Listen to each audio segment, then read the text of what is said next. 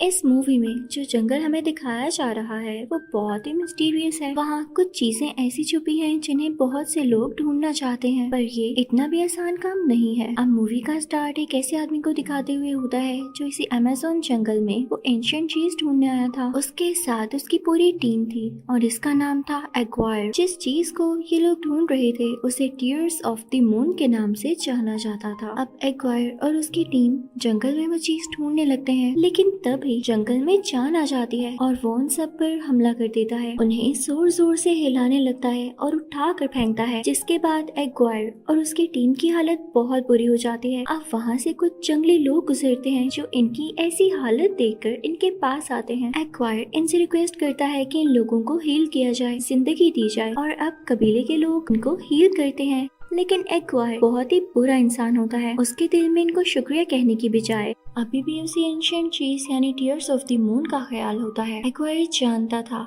कि ये कबीले वाले यहाँ के ही हैं, तो इनको उस चीज के बारे में भी जरूर पता होगा। वो उनसे जगह की मांगता है जहाँ पर इनको जाना था, लेकिन वो लोग इसे की नहीं देते। और देते भी क्यों? जब कुछ भी एक्वायर की मर्जी से नहीं हो पाता तो वो इन सब कबीले वालों को मार देता है और चाबी ले लेता है। लेकिन इसका रिजल्ट ये निकलता है कि एक्वायर और उसके साथ ही कर्स में डूब जाते हैं। ये कर्स कबीले के सरदार ने दिया था कि ये सब लोग इधर ही भटकते रहेंगे, इनको कोई जगह नहीं मिलेगी, और अगर ये जंगल से निकलने के लिए नदी से आगे चले भी जाएं तो पत्थर के बन जाएंगे। इसी तरह कई साल बीत जाते हैं और हम अब प्रेजेंट का सीन देखते हैं, जहाँ एक बॉटनिस्ट लिली और उसका छोटा भाई जो कि उसका असिस्टेंट भी होता है एक जगह पर होते हैं, जहाँ लिली का भाई सबको टीयर्स ऑफ द मून के बारे में बता रहा होता है। और यहाँ हमें पता चलता है कि वो एक दरख्त है, एक ऐसा एंशिएंट दरख्त जिसकी तलाश में कई ज्यादा लोग हैं। ये दरख्त इतना फायदेमंद है कि इसको यूज करते हुए किसी भी बीमारी को ठीक किया जा सकता है और बहुत ही एडवांस मेडिसिन बनाई जा सकती हैं। इसीलिए तो हर कोई इसके पीछे है। अब इसकी चाबी को हमें ढूंढकर उस जगह तक पहुंचना होगा। यहाँ पर लिली के भाई की बात खत्म होती है और साथ ही ये मीटिंग में अब लिली ऊपर की तरफ जाती है, जहाँ पर एक प्रिंस भी होता है। उन दोनों की आपस में कुछ बात होती है, लेकिन लिली बहुत जल्दी में होती है और चुपके से ऊपर की तरफ जाती है, जहाँ उसे एक बहुत बड़ा ट्रंक मिलता है। और जब वो ट्रंक को खोलती है तो उसमें भी एक बॉक्स होता है। उस बॉक्स में टीयर्स ऑफ द मून की चाबी होती है। प्रिंस उसे चाबी के साथ वहाँ से भागता हुआ देख लेता है और रोकता है। लिली उस वक्त विंडो से बाहर एक लेटर के साथ लटकी होती है। प्रिंस उसे ब्लैकमेल करता है कि अगर तुमने मुझे मेरा बॉक्स नहीं दिया तो मैं तुम्हें यहाँ से नीचे फेंक दूंगा। तो वो अपनी जान बचाने के लिए वो खाली बॉक्स प्रिंस की तरफ फेंककर वहाँ से भाग जाती है और अब अपने भाई और उस चाबी के साथ अपने घर आ जाती, क्योंकि वो लोग इस चाबी को ही तो हासिल करने यहाँ आए थे। अब दूसरी तरफ प्रिंस को वो खाली बॉक्स देखकर बहुत गुस्सा होता है और वो जल्द ही लिली और उसके भाई को पकड़वाना चाहता था। अब इन लोगों का प्लान अमेज़न फॉरेस्ट की तरफ जाकर टीयर्स ऑफ द मून को हासिल करना था। अब सीन बदलता है और उधर जंगल में हम एक गाइड को देखते हैं जिसका नाम फ्रैंक है। वो लोगों को अपनी शिप में इस जंगल की खूबसूरत खूबसूरत चीजें दिखाकर उनसे बहुत से पैसे लिया करता था। लेकिन एक दिन एक आदमी उसके पास आकर अपने पैसों की डिमांड करता है जो फ्रैंक ने उससे कुछ दिन पहले लिए थे। तो फ्रैंक उस आदमी से कहता है, मैं तुम्हें इतनी जल्दी पैसे कैसे दूं? फ्रैंक उसे पैसे नहीं देता। तो वो आदमी फ्रैंक की शिप का इंजन अपने पास लॉक कर देता है। उस आदमी के पास एक पैरट भी होता है। अब फ्रैंक छुपकर उस जगह पर जाता है जहाँ उस आदमी ने चाबी रखी थी, जिसे फ्रैंक ने छुपकर देख लिया था। इतनी ही देर में वहाँ लिली भी पहुँच जाती है, जो कि इस आदमी से शिप्स का पता करने आई थी जिसने फ्रैंक का इंजन लिया था। इनफेक्ट ये आदमी भी बहुत मशहूर था। अब क्योंकि फ्रैंक भी वहीं पर होता है तो उसे लगता है कि ये तो वही आदमी है जिसके शिप में मैं जाने वाली हूँ, क्योंकि उसी आदमी का ऑफिस होता है। लेकिन उसे क्या पता था कि ये फ्रैंक कोई और है। अब यहाँ इन दोनों में बातचीत होने लगती है कि कितने पैसों में फ्रैंक उसे जंगल तक लेकर जाएगा। तभी वहाँ पर वो पैरट वाला आदमी आ जाता है, यानी जिसका ये ऑफिस होता है।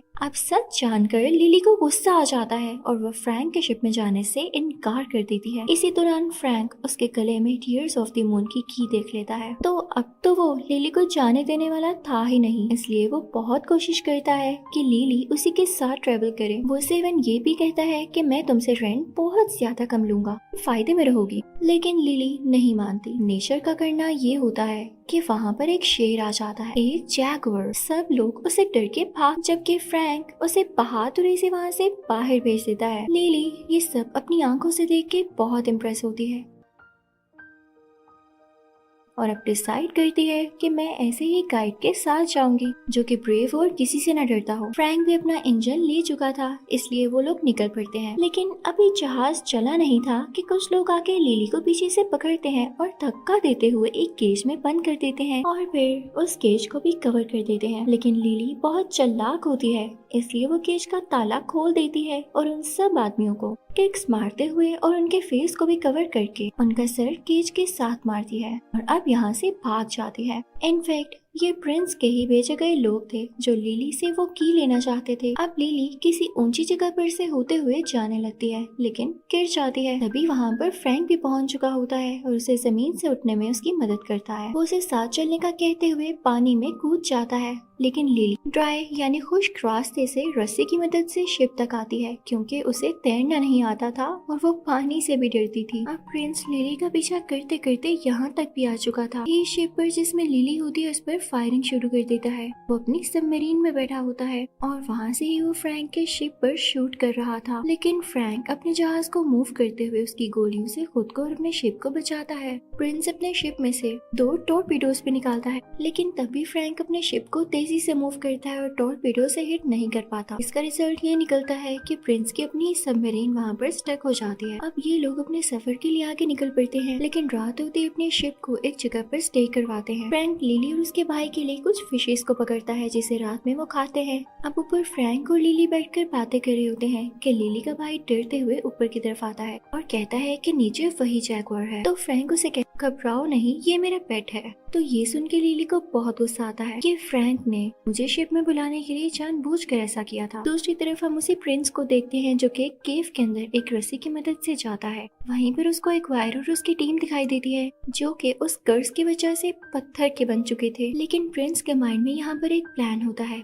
बहुत ही बुरा प्लान। वो जानता था कि ये लोग जंगल से बाहर निकलने के लिए नदी के पार गए होंगे और नदी के पार जाते ही पत्थर के बन गए। तो क्यों ना इन पर नदी का पानी डाला जाए। उन सब पर पानी के कुछ कतरे डालता है। तभी एक्वायर की बॉडी में से 2 सांप बाहर आते जो इनफैक्ट एक्वायर की कमांड्स पे ही चलेंगे। तो प्रिंस एक्वायर से कहता है अगर तुमने मुझे टीयर्स ऑफ द मून की चाबी ला दी क्योंकि यहाँ आने वाली एक लड़की के पास होगी तो मैं तुम्हें भी टीयर्स ऑफ द मून दूंगा क्योंकि तुम लोग खुद तो पत्थर के बने हुए हो और वहाँ तक आसानी से जा नहीं सकते। तो स्नेक्स वो डील मान लेते हैं। इसी के साथ प्रिंस उन सब लोगों को पानी के चंद ड्रॉप्स डालकर उनको आजाद कर देता है। उधर फ्रैंक का शिप जिस जगह से गुजर रहा होता है वो जगह बहुत ही ज्यादा खतरनाक होती है। वहाँ बहुत बड़ा तूफान आता है जिससे उनकी इतनी जोर से हिलती है कि वो लोग भी अंदर से हिल जाते हैं। सबको अपनी जान की फिक्र होने लगती है और इससे पहले कि शिप आबशार के साथ नीचे गिरती फ्रैंक बड़े अच्छे तरीके से अपनी शिप को मूव करता है, सबकी जान बचा लेता है। लेकिन इस दौरान शिप को काफी ज्यादा डैमेज आता है। तो फ्रैंक उसे एक जगह पर रोक कर वहाँ से कुछ लकड़ियाँ काटता है और अपनी शिप को प्रिपेयर करने लगता है। हम लिली को देखते हैं जो कि शिप में मौजूद फ्रैंक के सीक्रेट रूम में जाती है जहाँ पर उसे एक बुक मिलती है जिसमें टीयर्स ऑफ द मून के बारे में काफी ज्यादा इन्फॉर्मेशन होती है। लिली जब उसे पढ़ने लगती है तो उसे पता चलता है कि फ्रैंक भी इस तरह को ढूंढ रहा है।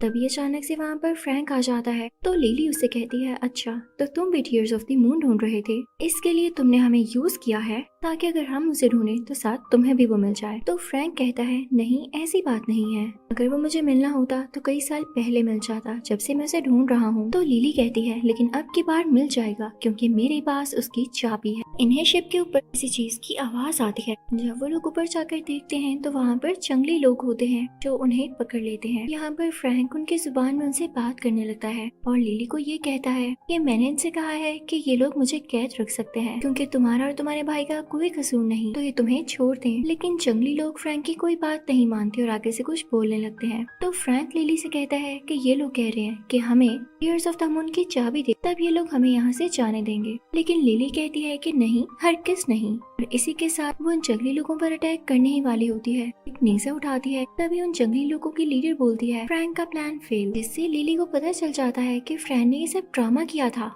सिर्फ और सिर्फ उस चाबी को हासिल करने के लिए। तो वो फ्रैंक के मुंह पर थप्पड़ मारती है। अब वहाँ के लीडर लिली को सारा नक्शा समझाने लगती है कि तुम्हें किस तरह से जाना होगा। तो लिली फ्रैंक से कहती है कि अब मैं अकेले ही उस जगह पर जाऊंगी, मैं तुम पर और ट्रस्ट नहीं करूंगी। तो फ्रैंक उसे समझाता है कि तुम अकेली लड़की हो, तुम्हारे साथ तुम्हारा छोटा भाई है, तुम लोग वहाँ तक मेरी मदद के बगैर कैसे पहुँचोगे। तो लिली कहती है कि सब कुछ पॉसिबल है। लेकिन इससे पहले कि वो निकलती वहाँ पर एक वायर और उसके साथी आ जाते हैं जो कि बहुत अजीब लग रहे होते हैं।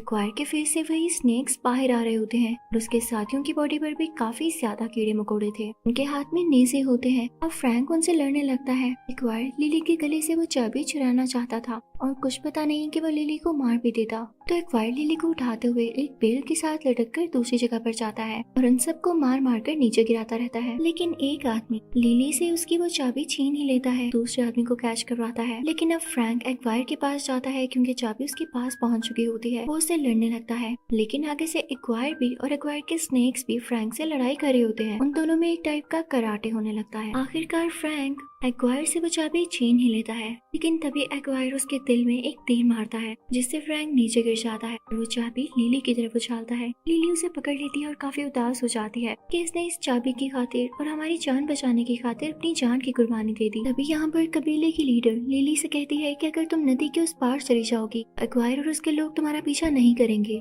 क्योंकि यहाँ से वो पत्थर बनकर आए थे, तो दोबारा ये लोग वहाँ पर नहीं जाएंगे। तो अब लिली अपने भाई से मिलकर बाकी सब लोगों को गुड बाय कहते हुए नदी के उस पार चली जाती है, जहाँ पर वाकई में एक्वायर और उसके लोग नहीं पहुँच पाते। लिली के पीछे पीछे उसका भाई भी आ जाता है। सुबह होने पर जब लिली उस जंगल में चल रही होती है तो उससे फ्रैंक की बॉडी मिलती है, जिसे देख के वो पहले तो डर जाती है, लेकिन नोटिस करने पर उसे पता चलता है कि फ्रैंक अभी भी जिंदा है, लेकिन वो नेज़ा या तीर अभी भी उसके दिल के आर पार होता है। तो फ्रैंक लिली से कहता है कि डरो नहीं, मुझे कुछ नहीं हो सकता क्योंकि मैं भी कर्स्ड हूँ। पिछले 400 साल से इसी तरह मरता हूँ और जिंदा रहता हूँ। अब लिली यहाँ पर एक झटका देते हुए वो नेज़ा फ्रैंक की चेस्ट से बाहर निकाल लेती है, जिसे देख कर लिली का छोटा भाई बेहोश हो जाता है। लिली फ्रैंक के साथ प्लान करती है वो टीयर्स ऑफ द मून तक जाएगी और उसे कबीले के लीडर ने ये बताया होता है कि वो सिर्फ लूनर इक्लिप्स तक ही ग्लो करता है, इसके बाद उसका कोई फायदा नहीं, तो इनको जल्द से जल्द वहाँ पर पहुँचना था। लिली अपने भाई को कबीले वालों के पास ही छोड़ जाती है, तुम इनके साथ ज्यादा सेफ हो। अब यहाँ पर फ्रैंक लिली को सब कुछ बताने लगता है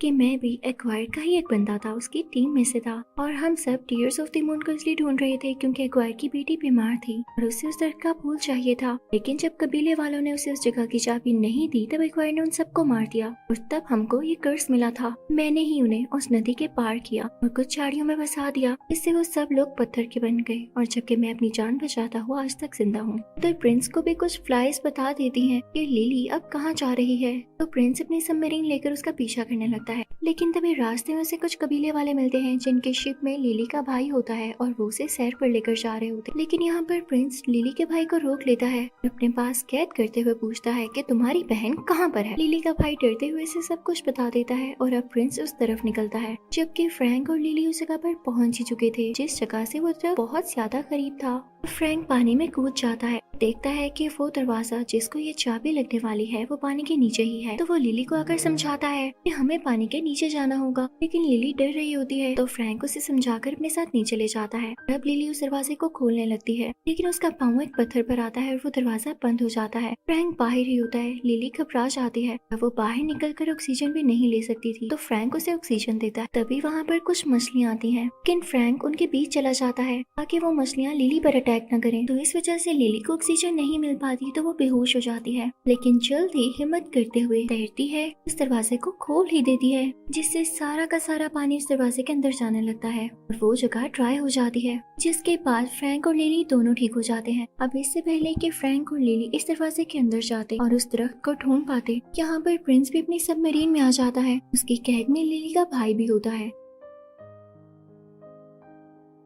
पर वो गन पॉइंट करके लिली को ब्लैकमेल करता है, अगर तुमने मुझे वो चाबी ना दी तो मैं तुम्हारे भाई को मार दूंगा। लिली को उसे वो चाबी देनी ही पड़ती है और अब वो सब लोग मिलके उस दरवाजे के अंदर जाते हैं, लेकिन जैसे ही उनके सामने वो एंशिएंट दरख्त आता है तो ये लोग देखते हैं कि वो तो अंधेरा और सूखा हुआ दरख्त है, जबकि इसको ग्लो करना चाहिए था। फिर उन लोगों की समझ में एक बात आती है कि इसको उसी चाबी की मदद से ग्लो किया जाए। यहाँ पर प्रिंस फ्रैंक से कहता है कि तुम तो 400 साल से इसी जंगल में रह रहे हो, तो तुम्हें पता होगा इस दरख्त में चाबी कहाँ पर लगेगी, तो इसको मेरे लिए लगाओ। तो फ्रैंक कहता है एक शर्त पर, क्योंकि मैं अपने ऊपर से कर्ज खत्म करना चाहता हूँ और मरना चाहता हूँ। इसे सुनकर लिली उदास हो जाती है, शायद वो फ्रैंक को पसंद करने लगी थी और नहीं चाहती थी कि वो मरे। लेकिन जब फ्रैंक उस दरख्त को जाकर देखता है तो उसे समझ ही नहीं आता कि चाबी कहाँ लगानी है। वो लिली से मदद मांगता है। लिली कहती है कि अगर मैंने चाबी लगाई तो मुझे भी एक फूल चाहिए होगा। तो प्रिंस उसे कहता है नहीं, फूल एक ही मिलेगा, तुम लोग सोच लो कि किसने वो फूल रखना है। तो फ्रैंक लिली से कहता है तुम चाबी लगा लो और फूल भी रख लेना, लेकिन उसके बाद प्लीज मुझे मार देना क्योंकि मैं इस दुनिया से आजाद होना चाहता हूँ, सुकून से मरना चाहता हूँ। तो लिली मान जाती है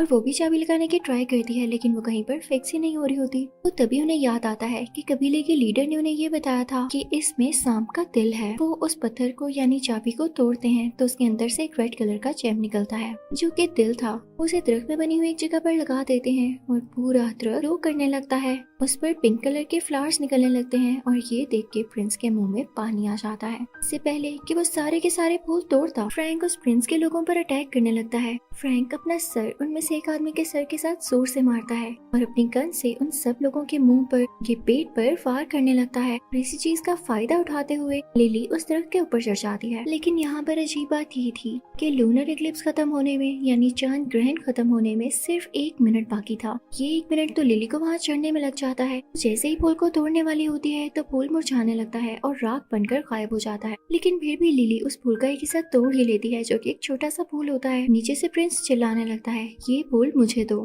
लेकिन लिली वो फूल नीचे फेंक दे जिसे फ्रैंक कैच कर लेता है। ये देख के प्रिंस और एक्वायर को बहुत गुस्सा आ जाता है और वो सोच रहे होते हैं कि वो अब लिली को जान से ही मार देंगे क्योंकि आखिरी मौका भी उनके हाथ से निकल चुका था। तो फ्रैंक उनको फूल दिखाते हुए अपने पीछे लगाता है। फ्रैंक अपनी शिप लेकर वहाँ से चला जाता है और उससे पहले जैगवार लिली के भाई को वहाँ पर ही उतार देता है। लेकिन इससे पहले कि प्रिंस उसके पीछे आता, प्रिंस के ऊपर एक बहुत बड़ा पत्थर गिरता है और उसकी वहीं पर डेथ हो जाती है। अब एक्वायर फुल गुस्से में फ्रैंक और उसके जहाज के पीछे होता है। दूसरी तरफ हम देखते हैं कि लिली को एक कपड़े में लिपटा हुआ वही फूल मिलता है जो कि फ्रैंक जाने से पहले लिली के भाई को दे गया था, जिस पर लिली बहुत इमोशनल हो जाती है कि इसने हमारी जान बचाने के लिए और हमें ये फूल देने के लिए अपने पीछे जालिम लोग लगवा लिए। उधर फ्रैंक की शिप किसी जगह से टकराती है तो वहाँ के सब दरख्तों में जान आ जाती है। ये वही जगह होती है जहाँ पर एक्वायर के लोग पहले भी पत्थर बन चुके थे और यहाँ पर देखते ही देखते सारे लोग दरख्तों की पकड़ में आकर पत्थर बन जाते हैं। और जब लिली यहाँ पर आकर देखती है वे देख के बहुत उदास हो जाती है और अपने हाथ फ्रैंक के फेस पर लगाती है, लेकिन उसमें कोई चेंज नहीं आता। तो उसके पास जो उसका फेवरेट फूल होता है जिसके लिए उसने इतनी एफर्ट की होती है वो फ्रैंक के मुंह में रखती है,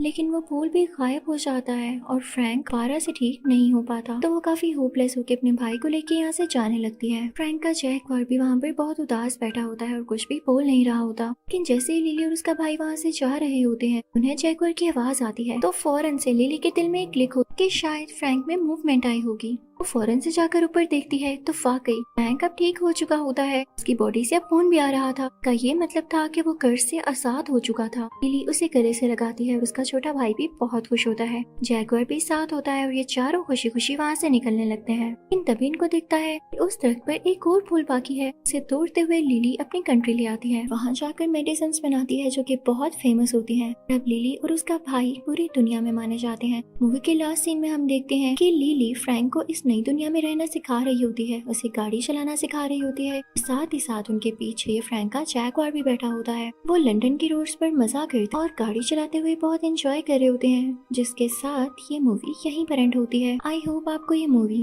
जंगल क्रूज बहुत अच्छी लगी होगी।